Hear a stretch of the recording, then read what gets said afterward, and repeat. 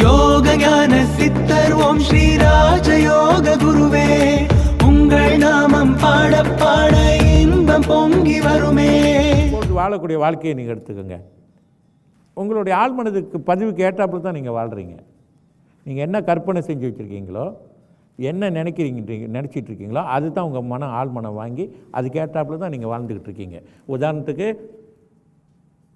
நீங்கள் விருப்பமான சாப்பிடக்கூடிய உணவிலிருந்து, உடுத்தக்கூடிய உடையிலிருந்து, நீங்கள் பழகக்கூடிய நண்பர்கள்லேருந்து, உறவுகள்லேருந்து, உங்கள் குடும்பத்தில் இருக்கக்கூடிய கணவர் பிள்ளைங்கள் வரையும் நான் சொல்கிறேன்.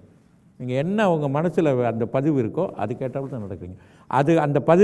அந்த பதிவை தவிர்த்து இல்லாத ஒன்று நீங்கள் செய்கிறதே கிடையாது. இந்த மனசில் அதுதான் பதிவாயிருக்கும். அதுதான் உங்களை அதுக்கு ஏற்றாப்புல தான் எல்லாமே நடக்கும். அதை சார்ந்ததாக தான் இருக்கும். அது தனித்து நீங்கள் பார்க்கவே முடியாது.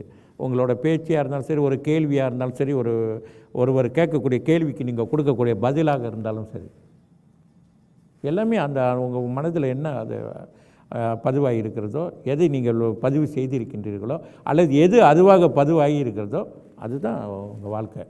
நீங்கள் வாழக்கூடிய வாழ்க்கை வேறு எதுவுமே இல்லை. அதை தவிர்த்து வேறு ஒன்று இருக்க முடியாது. அதனால் இது இயற்கையாகவே மனிதனுடைய மனம்ன்றது மகாசக்தி வாய்ந்தது. மனம் மாபெரும் சக்தி வாய்ந்தது. இந்த சின்ன வயதிலிருந்து இதுவரை உங்கள் வாழ்க்கையில் நடந்த அத்தனை விஷயத்தையும் உங்கள் ஆழ்மனம் பதிவாக்கி வச்சுருக்கு. ஆழ்மனத்தில் பதிவு இருக்குது. நீங்கள் சொல்லலாம், நான் மறந்துட்டேன், எனக்கு 10 வயசில் நடந்துச்சு, 7 வயசில் நடந்துச்சு சொல்கிறாங்க, எனக்கு ஞாபகம் இல்லைன்னு. ஆனால் ஆழ்மனம் அதை வாங்கி வச்சுருக்கு.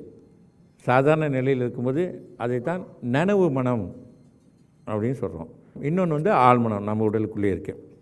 ஆழ்மனதின் செயலால் தான், ஆற்றலால் தான் இருதயம் நமக்கு துடிக்கிறது, நம்ம உடலில் ஓடக்கூடிய இரத்த ஓட்டம், நம்ம இழுத்து விடக்கூடிய மூச்சு, இவைகளெல்லாம் உங்கள் கண்ட்ரோலில் கிடையாது. அதெல்லாம் ஆழ்மனம் தான் கண்ட்ரோல் பண்ணுது. ஆழ்மனம் அவ்வளோ சக்தி வாய்ந்தது. இந்த ஆழ்மனதையும் நம்மளுடைய சிந்தனையும் எண்ணக்கூடிய எண்ணங்களையும் ஆழ்மனதையும் அடக்கக்கூடிய ஆற்றல் யோக சக்திக்கு மட்டும்தான் இருக்குது.